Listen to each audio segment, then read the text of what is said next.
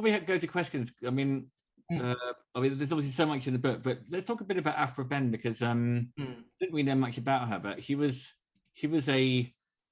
I mean, you open the chapter with a description of this play about a rake, restoration rake, like a sort of Rochester type, sort of, one of those sort of merry people around Charles II, or yes, anyway, one of these sort of not Hellfire Club people, but one of those sort of shaggers. Yes, I think you've got it. You nailed it there. And I'm just, I just here for the fun. And unashamedly so, and charmingly so. And it's like it's like a male play, and then you reveal that it's actually written by a woman. Yes, I mean, it's a bit cheeky of me to do that, since the chapter is actually called Aphra Behn. So I don't think we know there's something coming. Yeah. Yes, but. When the play was first performed, it was presented as the author being a man. And I mean, again, to complicate things, it is a strategy. I mean, we still see it now of women who are born female and live as women deciding to present themselves as men because it's going to break through the glass ceiling, knock down the doors, whatever. We've seen this, and I need to say George Eliot or J.K. Rowling. Yeah. But I'd rather not say either of them. But the for Aphra Behn, she actually played, and she was very canny. She played it both ways, as it were. An earlier play, she actually used as a selling point that it was written by a woman, because it would in the 17th century get more clicks. That way it was clickbait. Ooh, play by a woman. Later on, she actually has Nell Gwynn, who is Charles II's mistress of the moment, but also an actress, saying on stage, I hear you say, literally I'm quoting, rot, it's a woman's play. And so you have Nell Gwynn given lines to attack the audience who are attacking her. And so she's somebody who games the system, or attempts to game the system. And she was revealed as the author, the female author of The Rover, which probably is still her best known play. Definitely is her still best known play. And she kind of doubled down, and she said, and she relentlessly just gone for, she'd expose the double standard, that if she, all the things that appear in every chapter of the book, Aphra Behn calls out. She calls out that if a woman has a bad day, it's because she's a woman.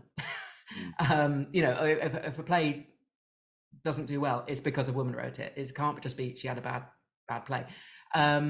She calls out that double standard whereby if women write about something, they must know about it personally. So if they write about sex workers or infidelity or premature ejaculation, then they are writing from personal experience. And that still goes on, that we somehow map the work onto the woman much more easily than we do with men, who are allowed the privilege of creating personae and exactly. Anyway, I could go on about Aphra Behn a lot.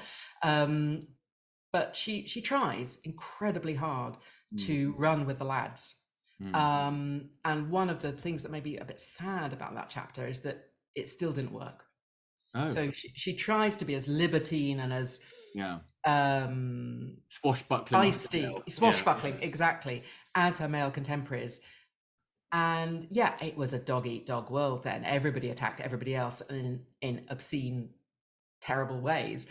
But the attacks, they were pretty brutal in there. I mean, without wanting to get too kind of anachronistic, but the equivalent of Twitter was all these magazines and things that were proliferating, and they would pop up and die, and people attacked each other sort of quite viciously, didn't they?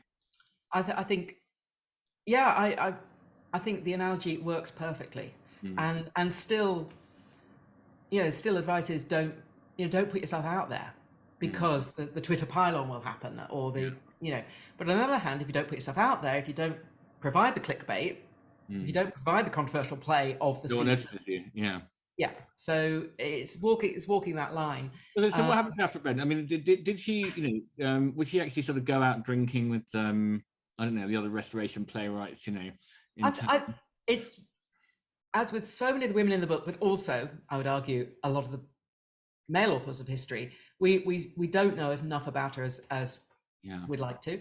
Yeah. But I certainly, I mean, she knew everybody. And Thomas Betterton, who was the kind of impresario, the head of London Restoration Drama, the second wave of that, she was his go-to playwright. So she was absolutely in that world, doing deals with publishers, with playhouses. She wrote in a whole variety of genres. She wrote Orinoco, which is the one book that survived the kind of moral purge of the 19th century, when the thought that women could write anything that wasn't fragrant really, really took hold. And Aphra Behn was consigned to the sort of depths of hell. Are you saying things when it went back? We talked earlier about the, actually people very open to women's, cultural productions in the Middle Ages, maybe, and then it went a bit backwards. It got quite bad in the 17th century. In 18th century, you could still have an Aphra Behn or Jane Austen.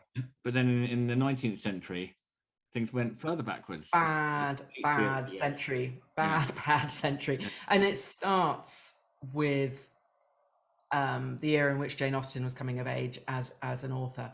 And what, again, it's something I explore in a lot more depth and complexity than I could do in a soundbite now. But if you like,